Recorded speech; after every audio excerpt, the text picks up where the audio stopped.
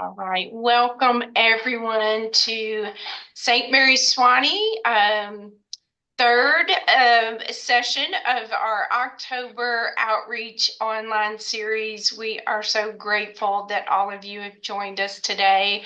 My name is Mary Beth Best. For those of you that don't know me, I'm the reservations and program manager here at St. Mary's, and I am fortunate enough to be a part of planning these type of events, and it is just absolutely the joy of my life. I get so much pleasure out of doing these type of things and working with people like Gordon, and I am truly grateful for all of you to be in this room with us today.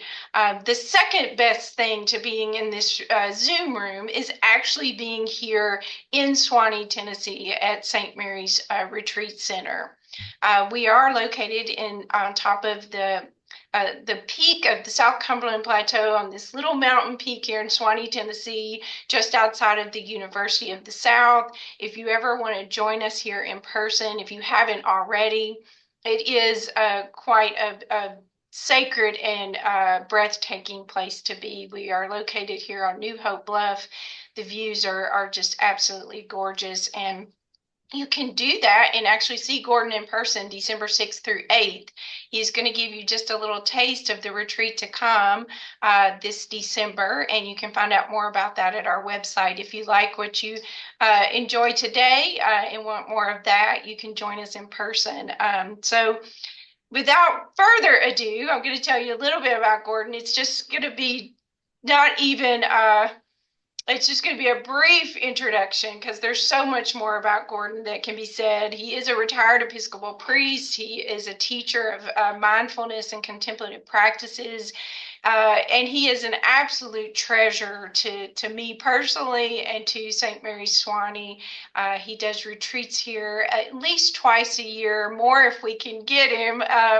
But in the spring and in the winter, we have him here in May and December.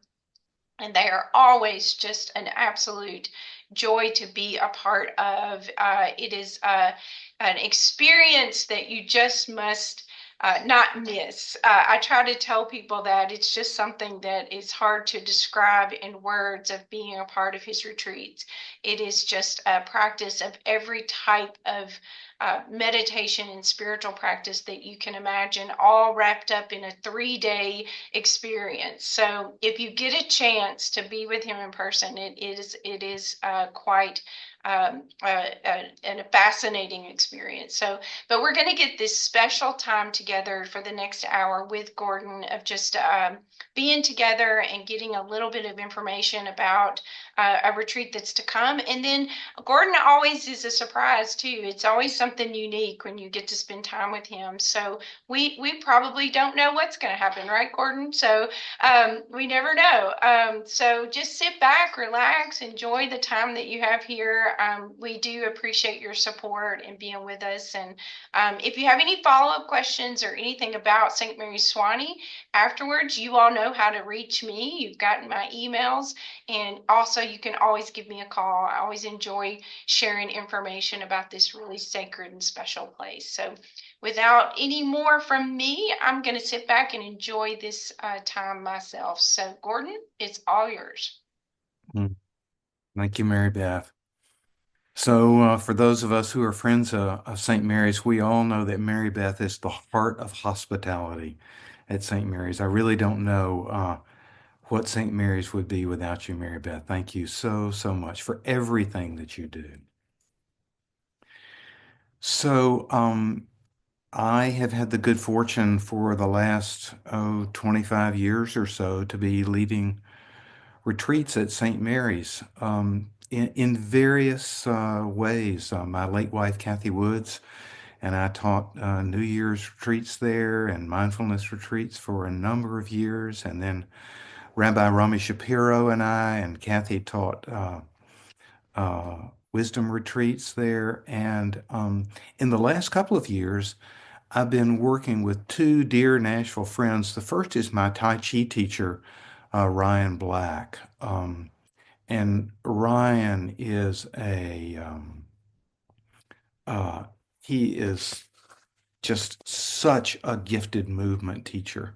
And if you've never experienced Qigong or Tai Chi, Ryan just makes it so accessible for you. And then Kenneth Robinson joins us. And Kenneth is a psychotherapist here in Nashville, but he also does kirtan, which is Hindu chant singing. And so we have music and we have movement and we have meditation. And I see these as sort of three, sort of a trinity of devotion, if you will, different devotional practices. I think that devotional practices are really the heart of meditation.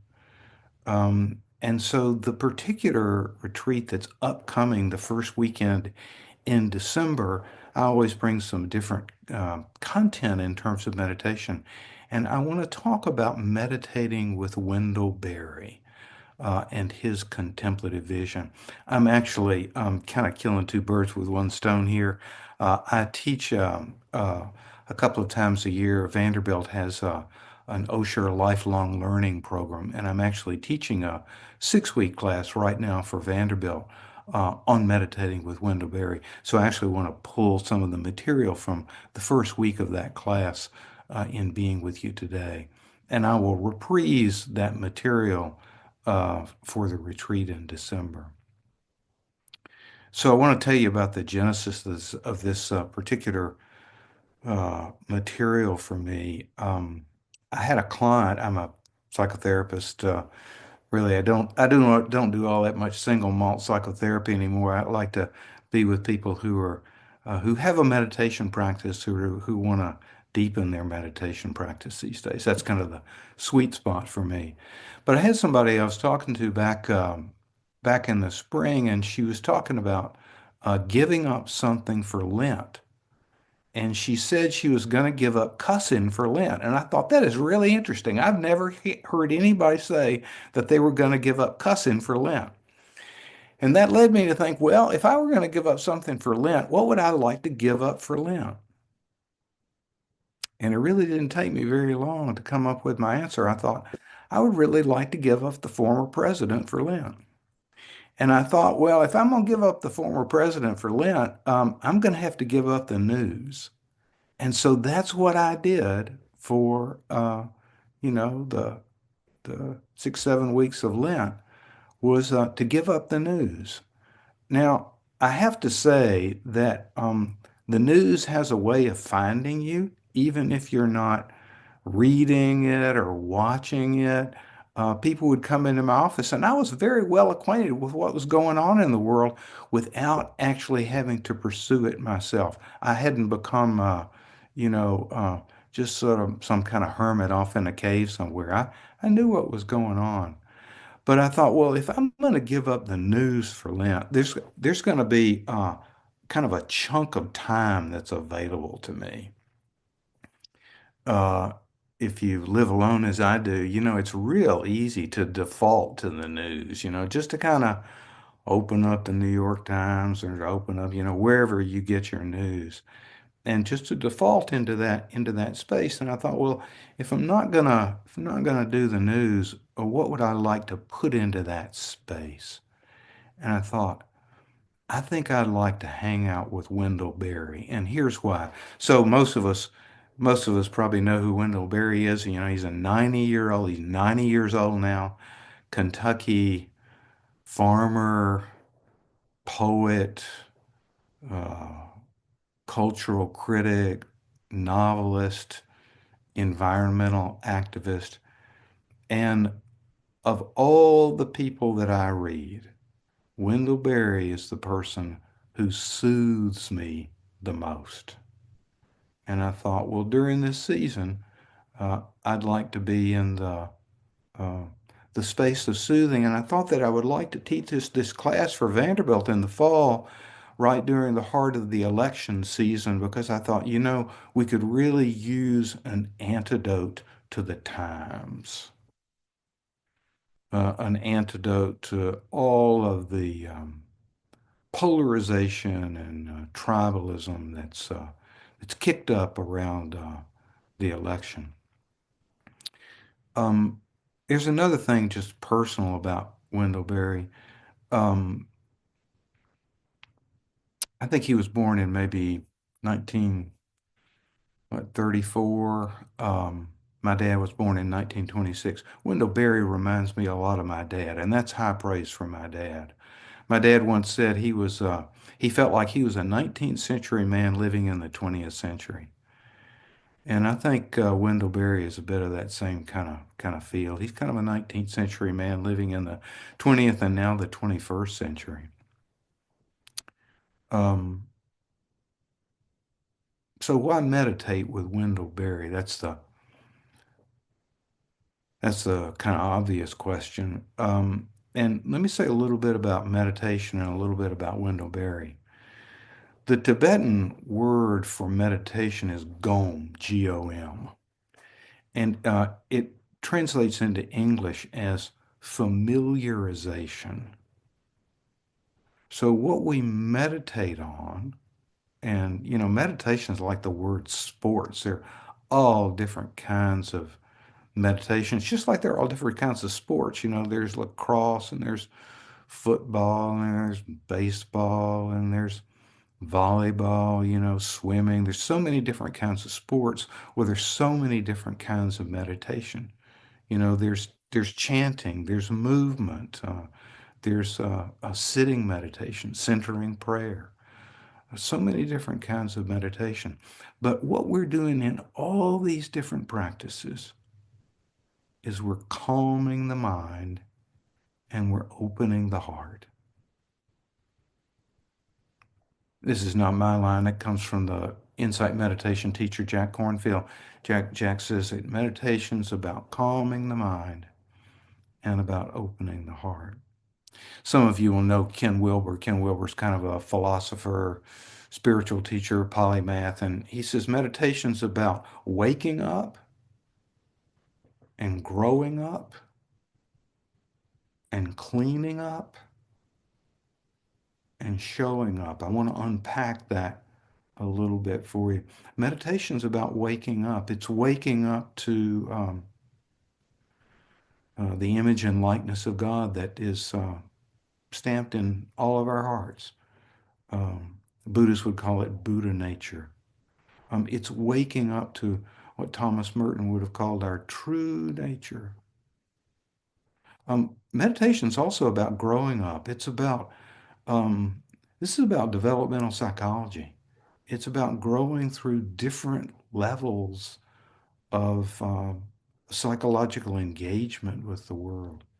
Meditation is also about cleaning up. And by cleaning up, Ken Wilber's talking about what he calls shadow work, which is working with the more challenging parts of ourselves, our jealousy, our aversion, our superiority, our inferiority, contempt, some of those things that we can easily see in other people, but may not be quite so easy to see in ourselves.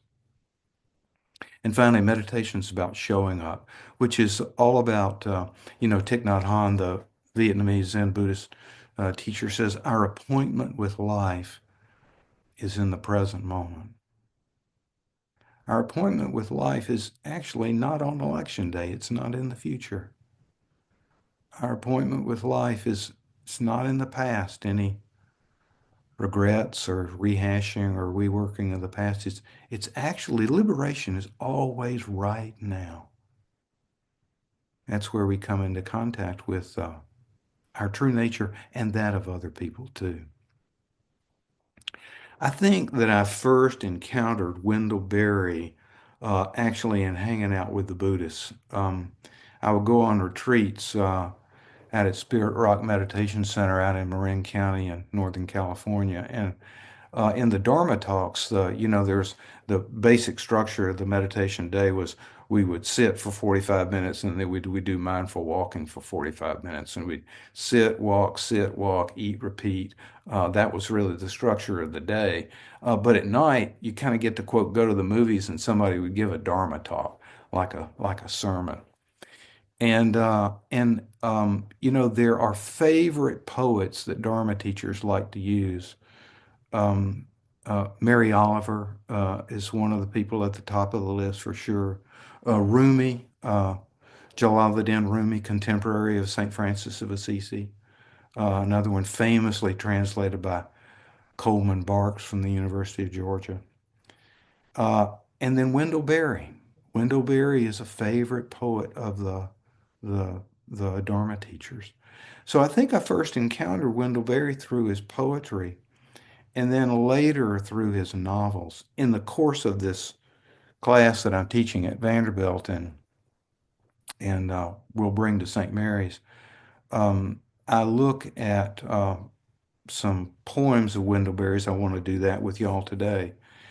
But I also take a look at his novel, Jayber Crow, published in 2000, and then his novel, Hannah Coulter, I think was published in 2004. It's hard to say which of those books are my favorite. They're both my favorite. I just love those books. I love Wendell Berry's voice. Somebody was interviewing the famous pianist Rachmaninoff, and they asked him what was the secret to his virtuosity. And he said, well, a lot of people can play the notes. He said, but I play the spaces between the notes really well. And that's what I think Wendell Berry does. There is more in what he doesn't say even than what he says. And I want to give you kind of a taste of that in his poetry today. So I'm talking about Jayber Crow and Hannah Coulter. Um, a short story of his called The Art of Loading Brush, which is a story about right livelihood, what the Buddhists would call right livelihood or good work, or vocation, we call it in the Christian world, right vocation. The Art of Loading Brush. Then I want to do an older novel of his called The Memory of Old Jack. It's an old farmer uh, living in the old folks' home, and he's looking back on his life. Uh, and then finally, what is my favorite short story of all time? And I literally mean this, my favorite short story of all time. And it's a short story called Fidelity. It is held, it's the title story of a collection of Wendell Berry's short stories. And it's about a man named Burley Coulter who's dying in a hospital. And it is a commentary on the medical industrial complex and our crazy way of dying in this culture, and about family and community. What Wendell Berry famously calls the membership. The membership is this sense of belonging that we have with one another, with the land, with the four-leggeds and the winged ones, and um, all the sentient beings we share this good green earth with. Um, so you get a little bit of sense of what Wendell Berry means by the membership in these poems I'm going to read. I've got four poems in mind. You can pull them off if you want to. First is The Peace of Wild Things. Uh, see Amy Lyle smiling at that one. That's just uh, maybe the top of the list. Um, the second one is called I Go Among Trees, which comes from a book of his called Sabbaths. Wendell Berry would walk around his 125-acre farm there up in Kentucky on the Sabbath, and he would just write a poem after walking around his property. Uh, a third poem called How to Be a Poet.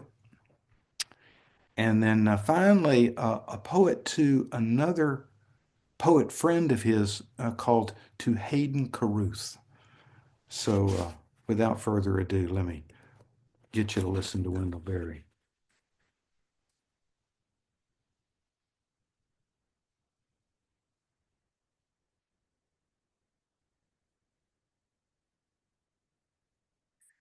So here's the piece of wild things.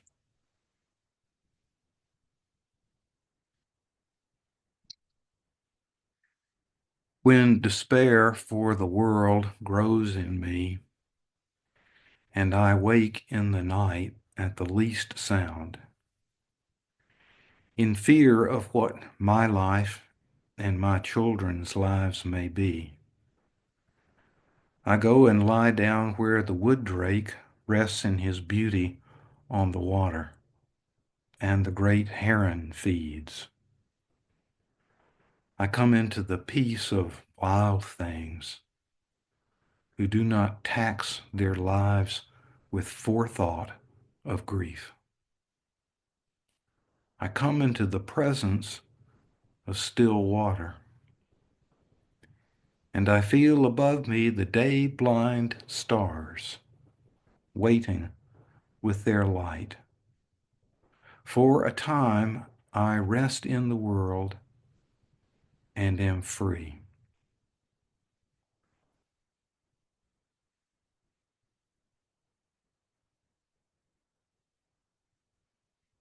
Do you know the Yorkshire poet David White? Ever heard David White read his poems?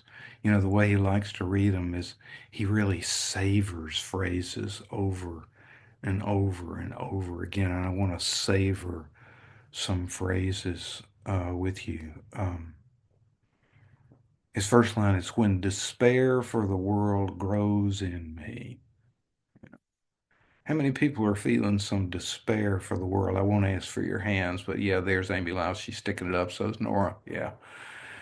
So, have you ever noticed about D words, words that begin with the letter D? This is kind of like Sesame Street today. The letter D, um, despair, disgust, depression, damnation, death, despicable. There is something about that consonant D that has got a kind of, I'll say, a kind of punch to it. Um, he says, "When despair for the world grows in me and I wake at the least sound," I'm at that time of life where I don't sleep through the night anymore, you know? I mean, I wake up in the middle of the night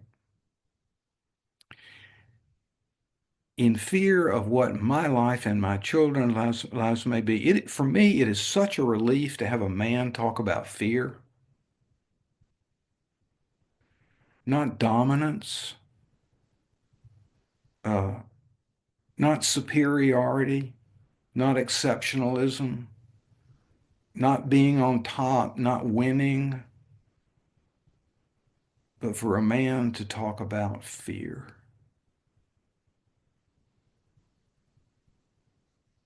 And then this man who's talking about fear, Wendell, he talks about his membership with wild things. Uh, I know a lot of us go to the church in the woods.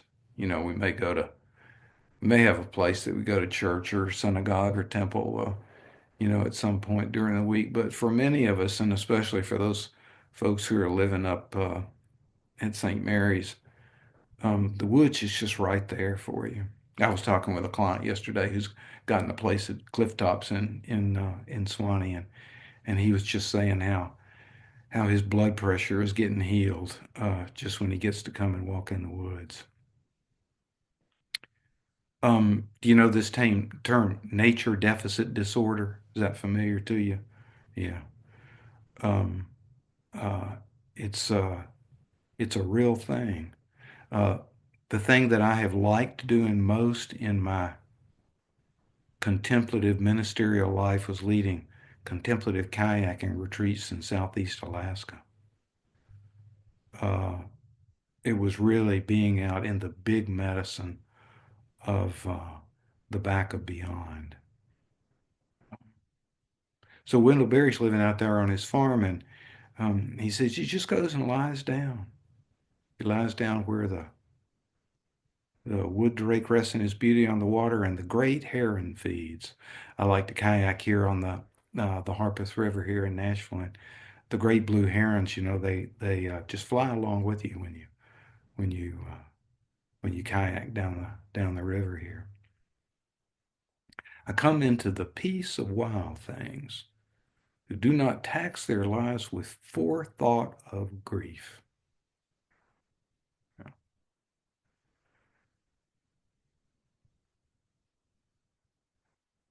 I don't think there's anybody who writes about loss and grief and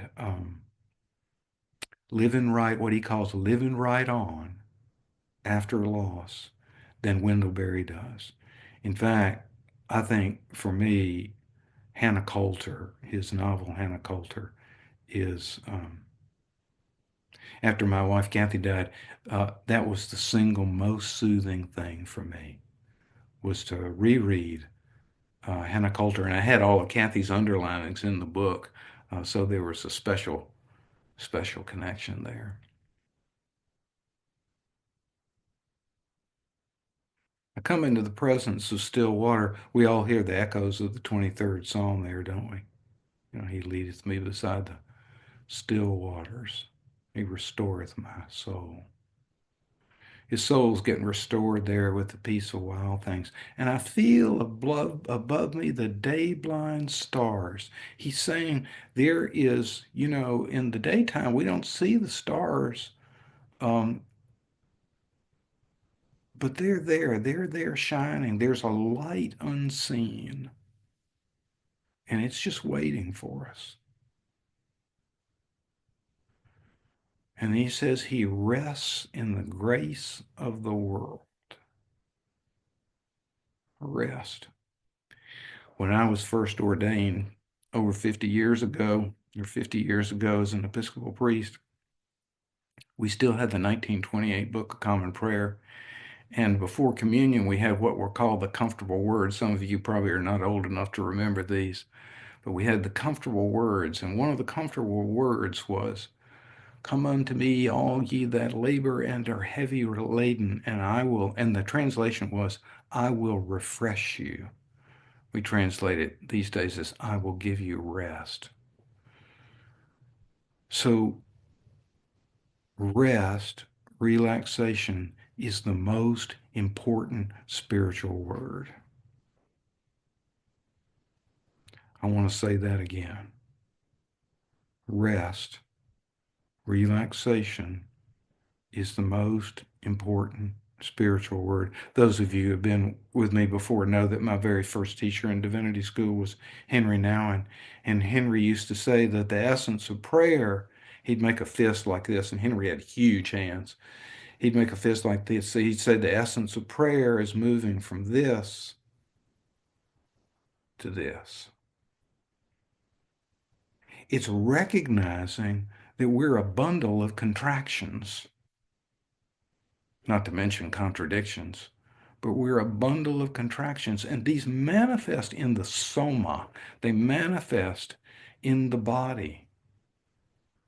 And that, I think, parenthetically, has been the great contribution of the Buddhist Christian conversation is the Buddhists know a whole lot about awareness of bodily experience. When I was first learning about contemplative prayer in divinity school, nobody was mentioning the body. Now the body, because of mindfulness teaching, is really it's out there in the Christian world. We're not just dead from the neck down, right? So Wendell says he rests in the grace of the world and am free. One of my Tibetan Buddhist teachers these days is a man named Tsoknyi Rinpoche. Tsoknyi kind of comes from Tibetan Buddhist royalty. His father was Tulku Urgyen Rinpoche, who was one of the early Tibetan teachers teaching Westerners. And Tsoknyi likes to say, relax into the first moment of experience. That's what contemplative practice is about. It's about relaxing into the first moment of experience. Now, the moment of experience that's happening right now may not be relaxing at all.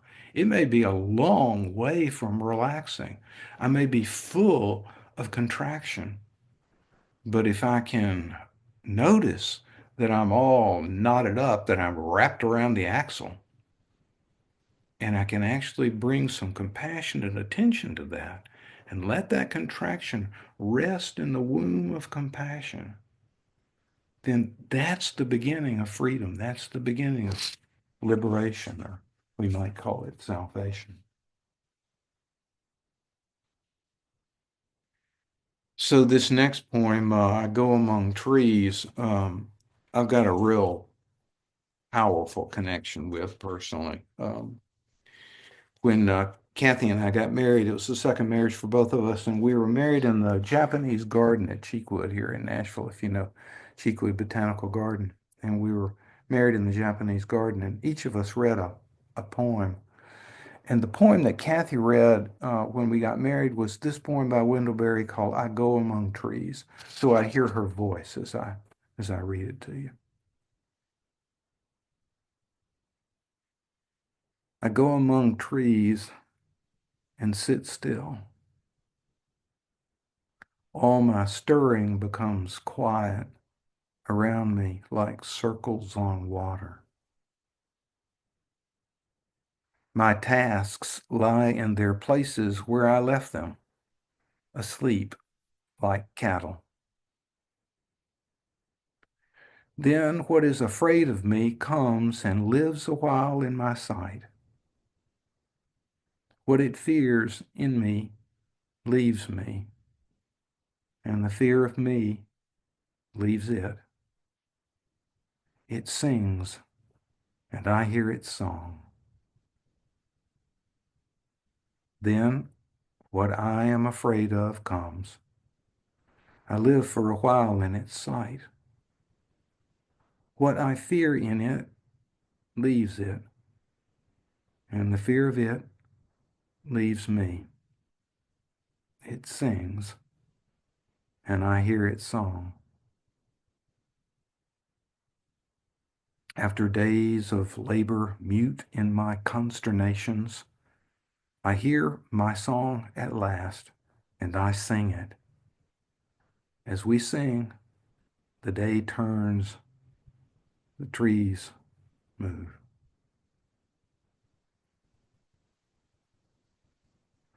So once again, he's out in the woods, and he's just sitting, and he's just still.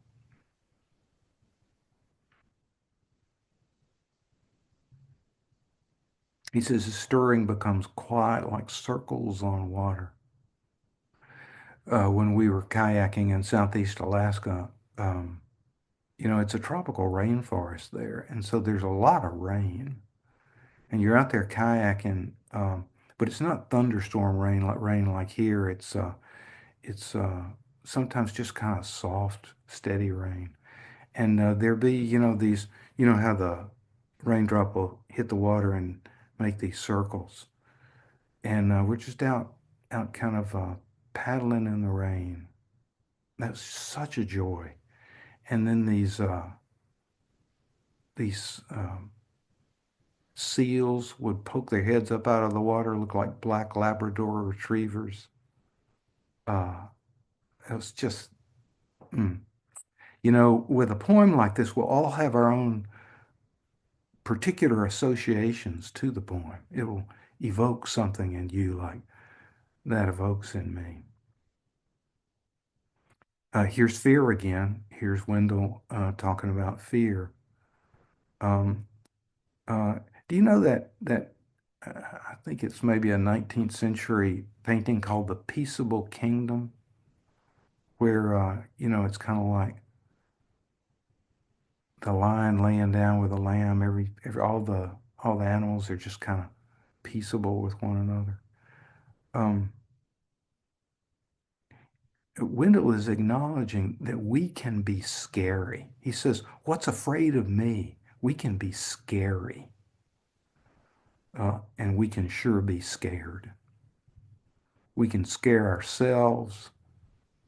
We can scare other people. I remember Parker Palmer used to say, the soul is like a shy animal.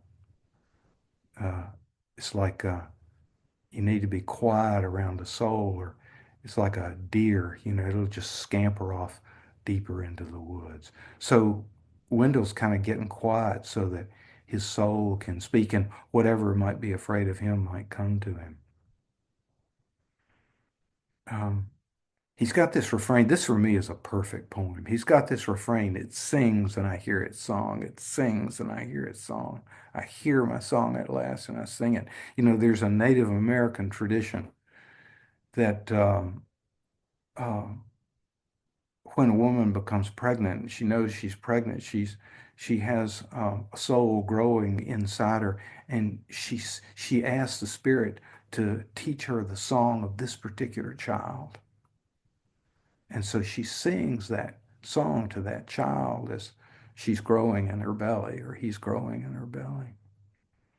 And then when the child is born, comes into the light of this world, she sings her song to her. And all through their childhood, uh, singing this unique song. It's like, unique fingerprints, unique song. And the child learns his own song. And then when the time comes at the end of a person's life, when their death comes, they sing their unique song. Um, it's a pointer to our utter uniqueness. Um, what the Buddhists like to call our original goodness. Did you notice not original sin? They're pointing to what we in the Christian tradition,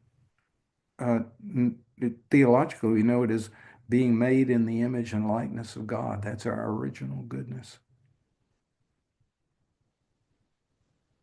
And so he's coming as he gets quiet and is dealing with these shadow elements of his fear. Uh, he's coming into his recognition of his own blessedness. You know that poem of W.B. Yeats? I've got it over here. Actually, I wrote it down for something. I want to read you this poem. It's a great poem, short poem. He says, my 50th year had come and gone. I sat a solitary man in a crowded London shop, an open book and empty cup on the marble tabletop. While on the shop and street I gazed, my body of a sudden blazed, and 20 minutes more or less it seemed so great my happiness that I was blessed and could bless. I think that's the space that Wendell Berry is coming into in his own poem. He's coming into the space of blessing, uh, being blessed, uh, and blessing others. He says, after days of labor, mute in my consternations. I love that phrase, mute in my consternations. Consternations are like clouds obscuring the sun. Sun's always shining. The blessing's always shining. But they're things that, fear, worry, anxiety, uh, frustration, aggravation, irritation. All these are clouds obscuring the sun. So spiritual practice is about recognizing the clouds, the consternations that are clouding the sun, and then recognizing this blessing that's always here. He says, as the day turns, the trees move. Right here in my office, I'm speaking to you from my office. A neighbor has a weeping willow tree, and so from my chair over here, where I sit and listen to people, I watch this weeping willow tree just dance through the seasons. I love that tree. I have such a connection with that tree. I'm sure you have particular trees, maybe where you walk, or that's it's kind of like your tree.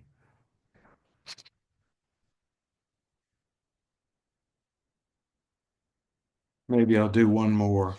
Um,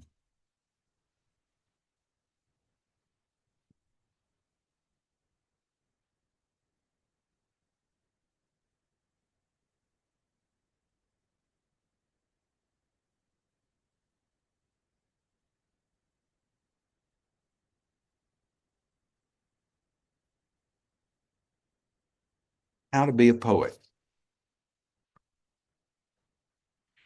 And he says in parentheses, to remind myself. So he's reminding himself as he's writing this poem. It's like, okay, this is the way you do it. So he says, make a place to sit down. Sit down. Be quiet. You must depend upon affection, reading, knowledge, skill, more of each than you have. Inspiration, work, growing older, patience. For patience joins time to eternity. There's a keeper of a phrase. Patience joins time to eternity. Any readers who like your poems doubt their judgment. So, one of the things that I love about Wendell Berry is he's got a great sense of humor. And boy, you really see this in his novels. So he's able to play all 88 keys emotionally. He's able to hit, like the really no low notes, really the hard, tough notes of life. But he's also able to hit these really light, sweet high notes as well. Uh, I digress. uh, Verse 2, breathe, breathe with unconditional breath, the unconditioned air. Shun electric wire. Communicate slowly. Live a three-dimensioned life.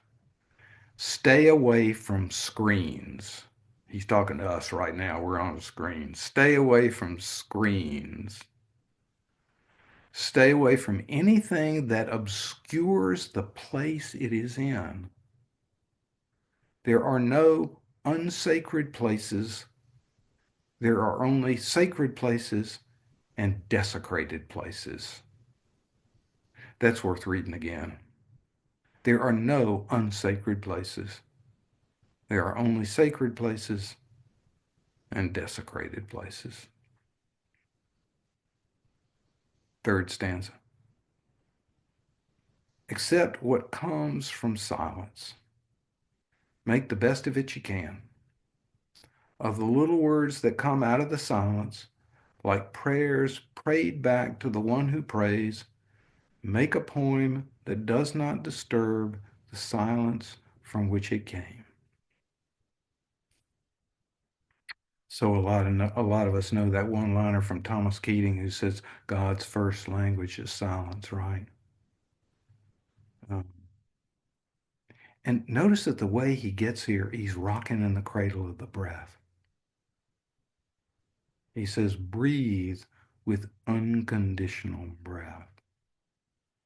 And he says, stay away from screens. I was talking with Ryan, my Tai Chi teacher, the other day, and he said he saw some, I don't know how they get these things, but somebody who said, we check our phones maybe 80 times a day. I don't know how many times you check your phone. Um, Wendell Berry, by the way, he doesn't have a computer. He writes everything out longhand. And of course, he doesn't have a smartphone, right? So he really is a 19th century man living in the 20th, 21st century. We are the age of distraction. It was back when W.H. Auden was writing, they said the 1950s was the age of anxiety. Ours is the age of distraction. So he says, if you're going to be a poet, you got to make a place and sit down and actually be quiet and let go of your distractions and just see what the silence has to say to you. That Quaker line, don't speak unless you can improve upon the silence. That's a good line. Yeah. Or probably the best line out of the whole Psalter. Be still and know that I am God. Mhm. That's kind of the motto for St. Mary's, I think. You know how Cynthia Bourgeois does that little play on that verse. She kind of just subtracts a word at a time. You know, uh, be still and know that I am. Be still and know. Be still.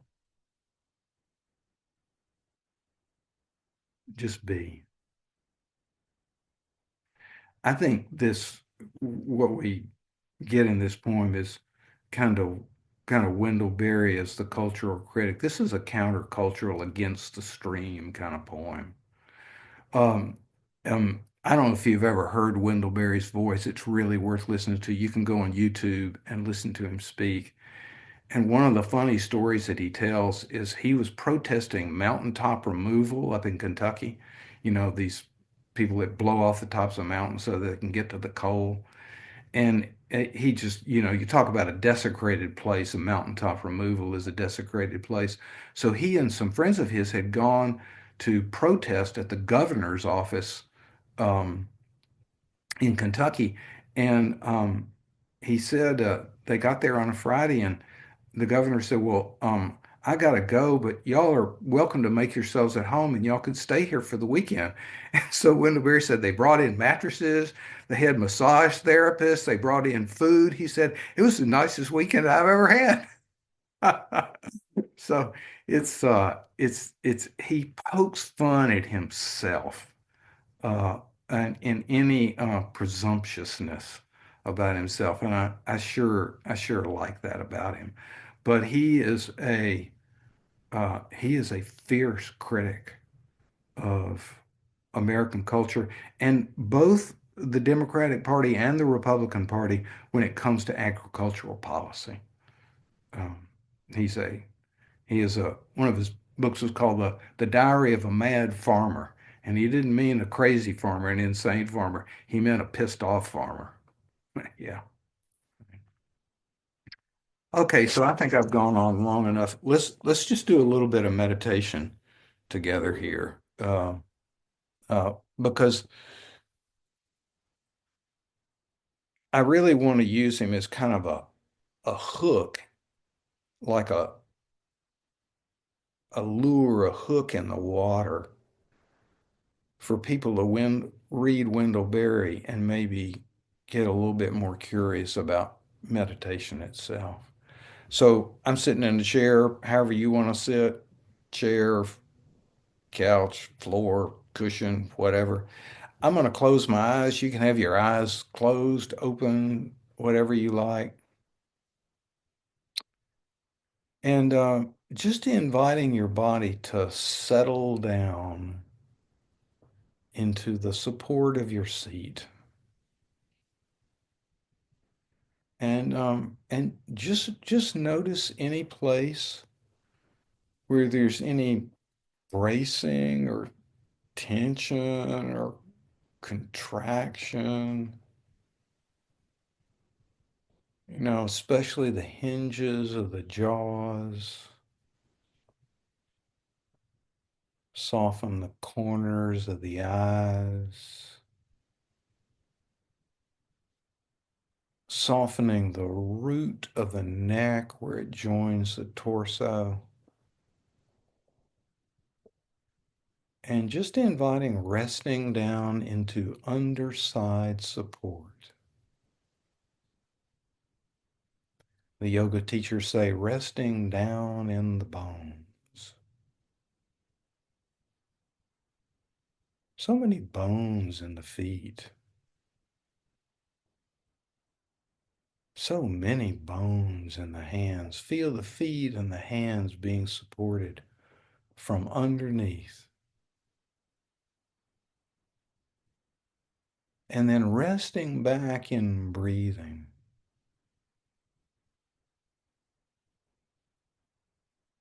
Just letting the wave of the breath flow into the body. And then notice how that wave just goes back out. So there's this kind of rhythmic tidal flow of the breathing. And as best you can, just let your body be breathed. Your body knows how to do this, like when we're asleep.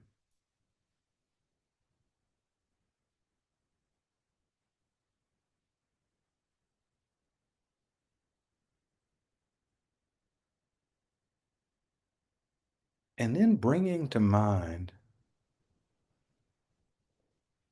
people who have helped you along your path in life.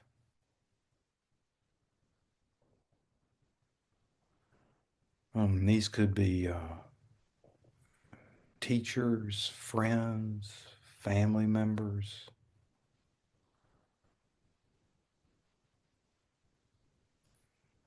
anyone with whom you have particular affinity, divine beings, angels, archangels, all the company of heaven, pets,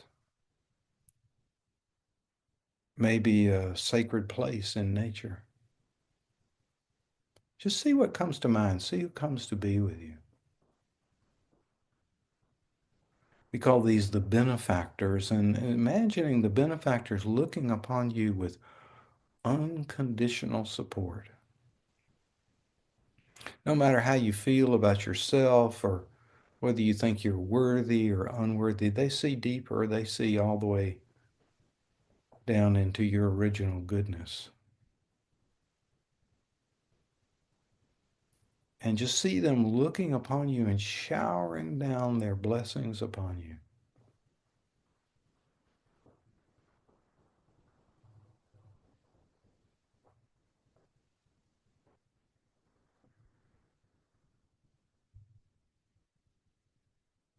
And just receiving these blessings of benediction, benevolence, beneficence.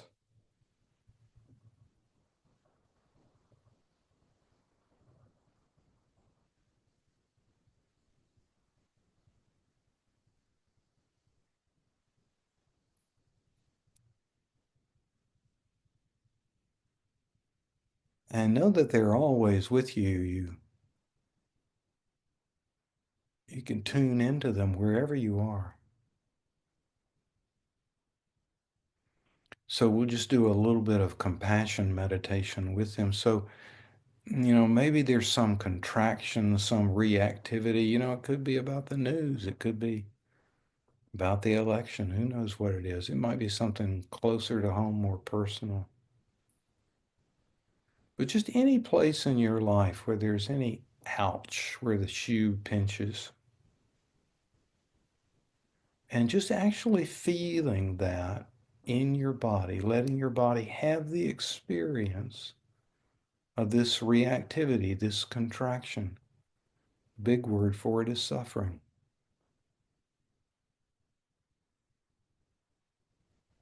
And then let the benefactors put a warm womb of compassion around that contraction in your body.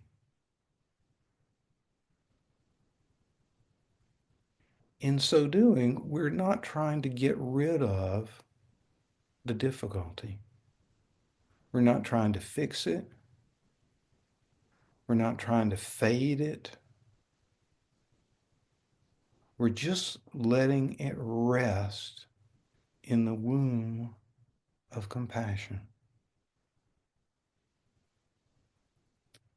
Come to me, all you who labor and are heavy laden, and I will give you rest. This is the womb of Jesus' compassion. It's the womb of Mary's compassion. It's the womb of the Buddha's compassion, of Tara's compassion, of your grandmother's compassion, whoever it might be. Just bring the benefactors, and we need their help. It's too much to ask for me to do it all by my lonesome. So we call in the benefactors and we let them do the work.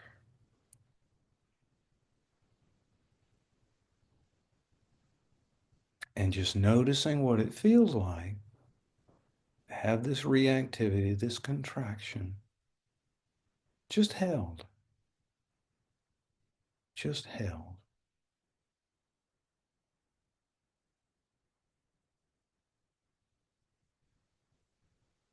This womb of compassion is holding space, and it's the all-sufficient remedy.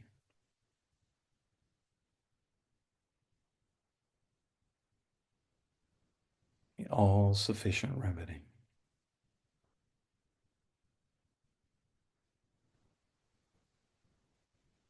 So let's let the meditation come to a close now. And I see we're kind of at time. I am open to receiving any question or comment or confusion that you might have. If anybody wants to just raise your hand and, Mary Beth can unmute you. Or after a meditation, a lot of people are kind of stunned into silence and there's not a lot to say.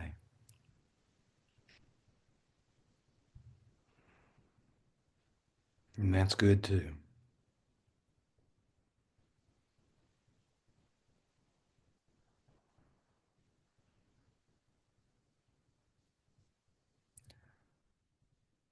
So in this next, I was going to say 3 weeks, but I got a feeling the election is going to last after the election.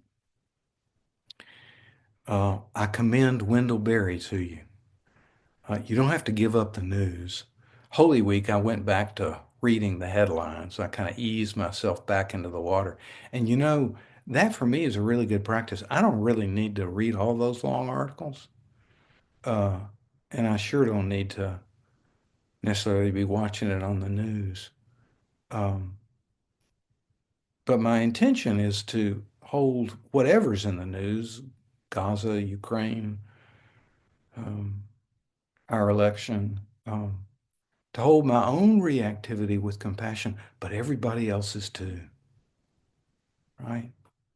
Compassion is not for or against anybody. It's for everybody without exclusion. It's the space of forgive them, they don't know what they're doing.